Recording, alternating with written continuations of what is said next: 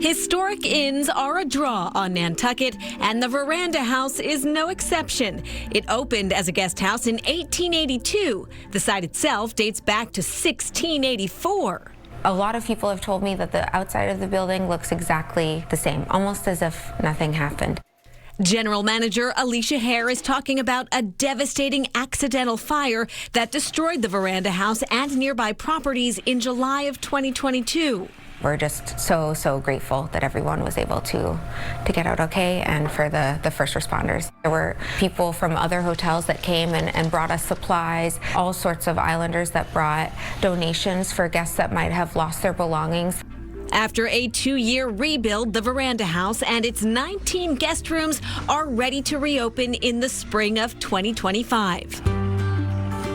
Meanwhile, Hare spends the winter managing 3 other sister properties owned by the Nantucket Resort Collection, including the Regatta Inn. She has savored every season on the island since moving here in 2022. I moved up here from D.C., never having been to Nantucket, even though I grew up outside of Boston. I pretty immediately fell in love with the community, with the island. I remember walking down the street and thinking, I hope I never forget this feeling. The birds are chirping, flowers are blooming. It really doesn't feel like it's real. And that is the draw of the island. Nantucket is where Hafsa Lewis rebuilt her life when she moved here in 2017. I knew at the time that flowers helped heal me. Healed her from 3 traumatic events. I was at the finish line on the day of the Boston Marathon bombings. I was able to help a woman who was seriously injured, and that completely changed my life. A couple of years later, Lewis lost her savings in a Ponzi scheme. Then came a sudden, unexpected divorce. When that bubble gets burst, you are forced to take a really hard look at yourself, and to be honest, I didn't really know who I was outside of that. Lewis left a stable job in Boston and moved to Nantucket to work as a bartender. With degrees in clinical psychology, she became increasingly fascinated with flowers. That they just brought me so much joy.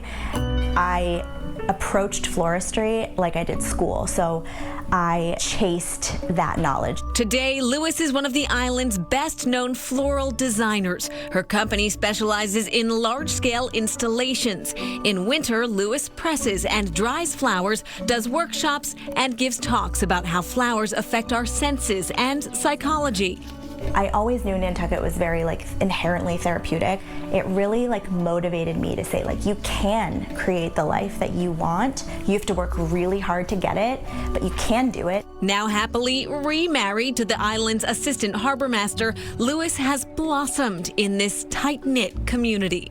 There was a quote, and one of them was, all flowers grow through dirt. But, with the proper nutrients, a little bit of water, a little bit of sunshine, a little bit of love, you can flourish into this beautiful thing. Sounds a bit like winter as it turns into spring. You think that people wait all year to come here for a week, and you're here every day. And that's pretty powerful. We're always happy when people come back. But as the season starts up, it's hard to cede that territory back again. We're used to owning the place, I think.